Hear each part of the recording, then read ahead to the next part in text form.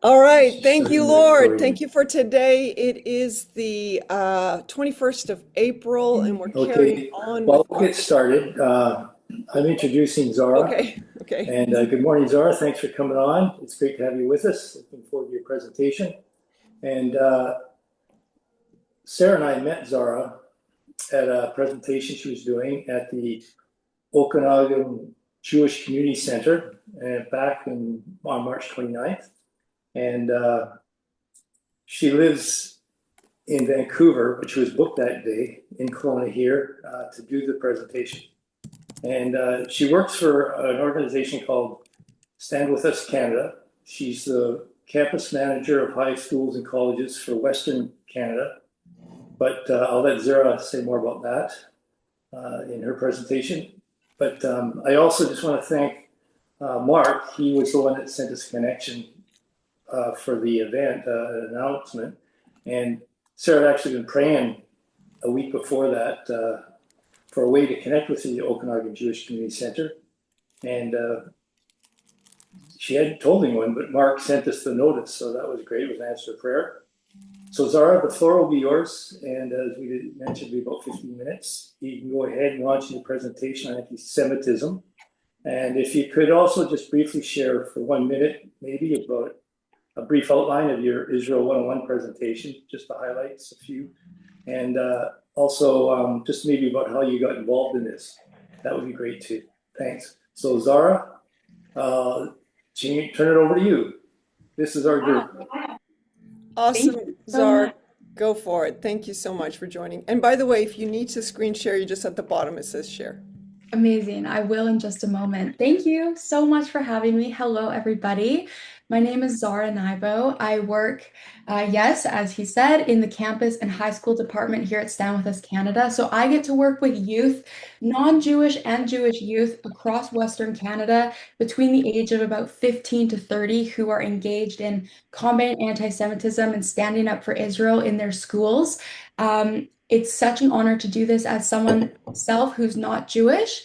This is an incredible honor for me to be able to stand with my Jewish peers and to work against anti-Semitism. So, as William said, I have a Israel 101 presentation that I'd be happy to share as well after this. It pretty much looks at Jewish indigeneity in the land of Israel, dating back 3,000 years, and then looking at the events that have occurred. What flung the Jewish people into diaspora with the Roman Empire, what happened leading up until about World War II and early 1900s, looking at the creation of the state of Israel. And then we look at every event and war that has happened pretty much leading up and a little bit after October 7th of 2023. So that's another presentation that I love to share. Quickly, I'll share just a little bit about Stand With Us. It was actually founded in the US, so in Los Angeles, and now there's pockets of the organization all over the world. It's a nonprofit, nonpartisan organization, so we do not have a political affiliation. Our mission is twofold. One, it's to educate everybody about Israel, educate everyone about anti-Semitism. And then the second part of that is to actually empower students to do that educating because we believe that the next generation is the leaders of the world. So I'm so excited today. I'm going to share my presentation. It's called Crossing the Line, and I'm going to share it here. There we go. So this presentation really looks at what is legitimate criticism of Israel and what crosses the line into anti-Semitism, because of course we can criticize any nation, just like we can criticize Israel, but what is that line? So I just wanted to go over this briefly. Usually it's an hour-long presentation, but I'm more than happy to share the full slide deck with you after this, as well as my contact information to look over it. But first, let's go through defining anti-Semitism, because anti-Semitism is, in my opinion, the most invisible form of hatred. Unless you can define it, you can't fight it. So we really have to work on defining anti-Semitism. So here we have a couple examples: classical manifestations, denial, and anti-Zionist. But let's really define anti-Semitism. So here at Stand With Us, we use the International Holocaust Remembrance Alliance definition of anti-Semitism.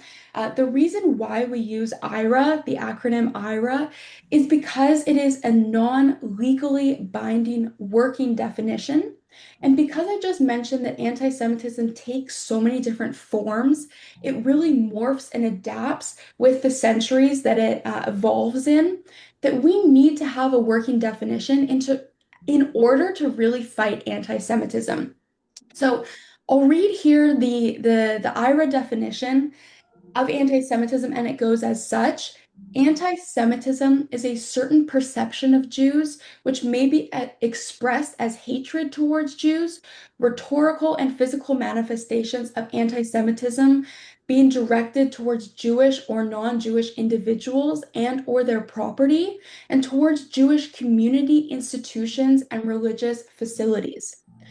So the reason why we use this definition, as I said, is because anti-Semitism morphs and changes. But the other reason why we use IRA and define anti-Semitism through this lens is because IRA includes 11 different definitions of anti-Semitism. The first five look at the more classical examples of anti-Semitism, and the later six look at the rhetoric that often is about Israel, but then morphs into anti-Semitism.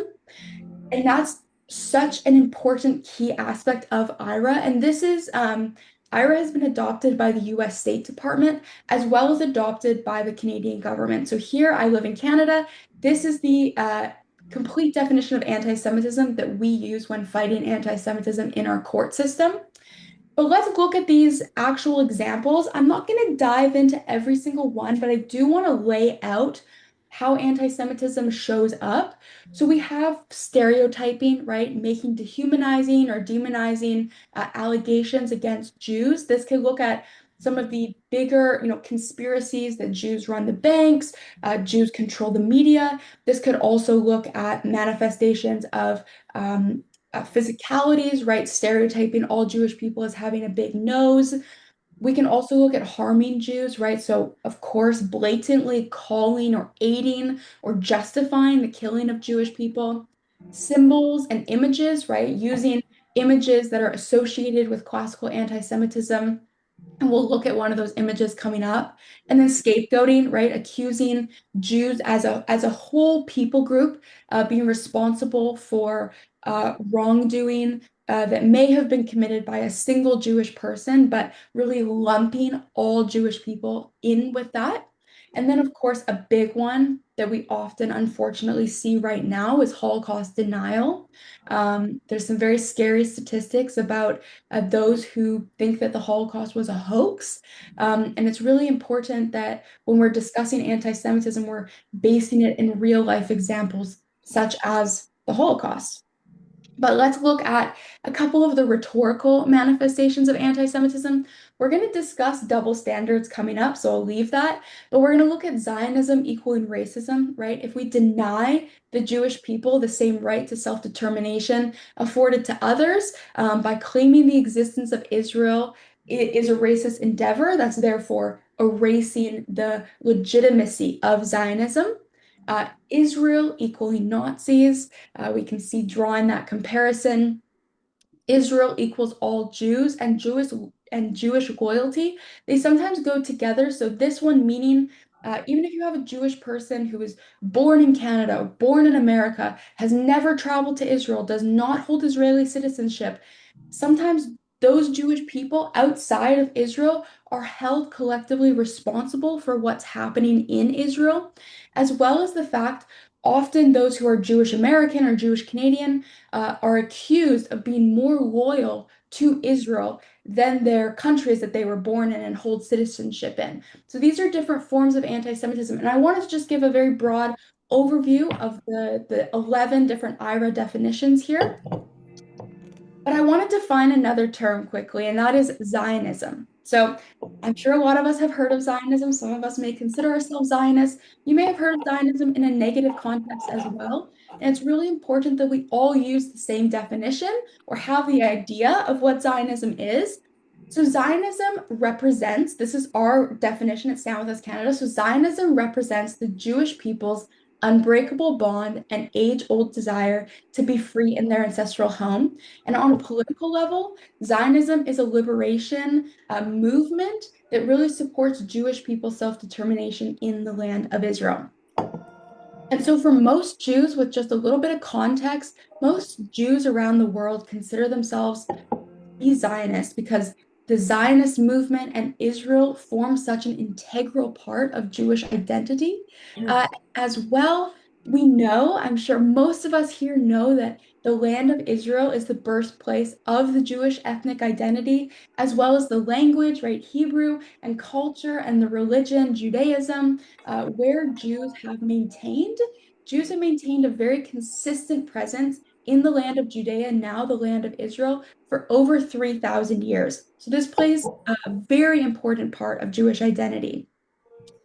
But in order to understand the negative, what people want to say negatively about Zionism, right? If we define Zionism as the support for the establishment and maintaining a Jewish state in the land of Israel, then anti-Zionism would just be the opposition to that concept. And I want to make it very clear that oftentimes people don't have the same working definitions that we do. They don't understand the core concepts of Zionism and what anti-Semitism is and what it means to, support Israel. And so I really would call on you to make sure that you're defining your terms when you're getting into difficult conversations, and we'll discuss that a little bit going forward. But I just want to make it really clear that individuals can criticize Israel, of course, without crossing the line into anti-Semitism. For example, you can read almost any single Israeli newspaper and you see there's so much criticism, just like a newspaper in America or a newspaper in Canada of our government. But as long as the criticism is directed at very specific policies or actions or politicians or something that is a legitimate concern that could be raised, around any other nation in the world, it's legitimate criticism. It's when that criticism crosses that line into, massive claims like Israel has no right to exist. That's where that starts to cross the line. I'm gonna quickly run through this because I want to make sure I have time to go through it all, but how do we actually determine what is anti-Semitism and what crosses the line? And I want to give a couple very specific tips and tricks here. So we use the 3Ds. This is created by Natan Sharansky to distinguish what is anti-Semitism and what is legitimate criticism. So those 3Ds are as follows: demonization, delegitimization, and double standards. Let's run through each one. So demonization, right? A full demonization of all Israelis or all Jewish people as inhuman or satanic or monstrous, right? We all have these images in our head, of vampires, fanged people. This is demonization, and demonization has been traced through anti-Semitic conspiracies since almost 2,000, 3,000 plus years ago. I want to look at this image here very quickly. I know it's a very gruesome image to see, but this is from over 2,000 years ago, this image here, which pretty much looks at the idea, this conspiracy that Jewish people would actually use Christian children's blood to create matzah, which is the unleavened bread that Jewish people use to eat during Passover, which is the high holiday in April that we just passed. This has no legitimacy, no backing, no reality whatsoever, but it was a conspiracy that was created that has then now shows up today in other ways of blaming Jewish people for using Palestinian children's blood in some of these rituals. So we can see for over 2,000 years this morphing and continuation of these anti-Semitic tropes that then show up today. And I'll just quickly outline this image here. Of course, we won't stay here too long, but we can see that this image of Prime Minister Netanyahu of Israel, looking like he's enjoying butchering children. This is a disgusting image that we should all feel grossed out by because this is not uh, anything that we would stand by. And we can see that there's this conspiracy, right, that Israel controls the US or that the US is aiding Israel in this, what people want to call a genocide. So we can see that these tropes that come out, right? The sharp fang teeth, the smile, this is what we have been seeing for, centuries of anti-Semitism, and it's just being recycled. So I'll go on to the next slide. We don't have to look at this any longer, but just so that we understand what is out there and still being recycled through the algorithms and social media. But our second D here is delegitimization, right? This is denying Israel's right to exist, calling Israel an illegitimate state, as well as claiming that the Jewish people, and I said this earlier, unlike any other national or ethnic, religious, and identity groups, have no right to self-determination or sovereignty in their ancestral land. Our final D here is the double standard. And I want to make sure that you understand that this is often a gray area. Sometimes it's hard to parse out exactly what's a double standard, but let's just use this example here. The UN often passes a lot of resolutions and sanctions against Israel. This is a very blatant double standard that we can see because on the screen you can see here that in 2022, Israel had 15 sanctions or resolutions passed against it when Hamas, right, the terrorist organization responsible for conducting October 7th, has 0 sanctions. This is a very obvious double standard, but sometimes the double standard is not as easy to see as this, and we have to parse out the gray area. Now, I want to wrap up here by quickly discussing the method that we use and that I teach all of the youth and the students that I work with how to have difficult conversations. Because it's one thing to understand how to define anti-Semitism, it's one thing to know your terms, what is anti-Semitism, what is Zionism, but how do we have those hard conversations, especially if someone does not share the same terms and definitions as we do? This is the framework that I want to provide you with. It's ARM: address, reframe, and message. When you get into a difficult conversation, the first part of that is addressing. Most people want to feel, somewhat validated in what they're saying. Do you want to validate a portion of that person's message? Even if you disagree with what they're saying, you can still validate them by saying, I see that you're coming from a good place. Or I see that you really care about civilian lives. I see that you really care about the rule of law. Let's see how that actually applies in international law. You can validate a portion of their argument or where they're coming from without validating the actual misaligned facts or definitions that they're using.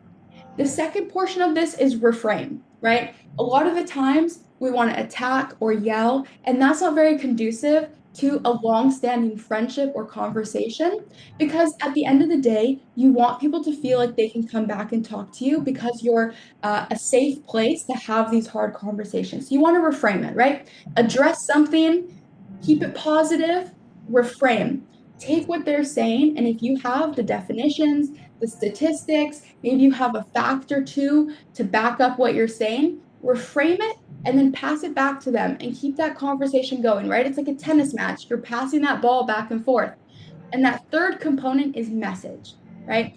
Sometimes you're not going to win a conversation. You're not going to win over someone's opinion. You're not going to be able to move, the needle completely in understanding your own definition, but you can still encourage farther dialogue. And that is the whole point.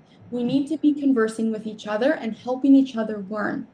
So again, address, validate a portion of their argument, even if it's just where they're coming from, reframe it with something, right? Give them a little bit of context to where you're coming from, why you disagree with them, and then message. Keep it positive, right? Tell them that you really appreciated them bringing this concern to you or that they were open to having a conversation and that you're looking forward to talking again in the future. I'm going to leave it there. Thank you so much for your time. I'll stop sharing my screen now. I want to say thank you again so much. I know I've run over my time just a tiny bit, so I will put my information in the chat. But thank you for listening. Thank you for everything that you do. I couldn't thank you enough for your prayers, your support, your solidarity with everything that's happening. And my love is with all of you as well. Wow, that was so good.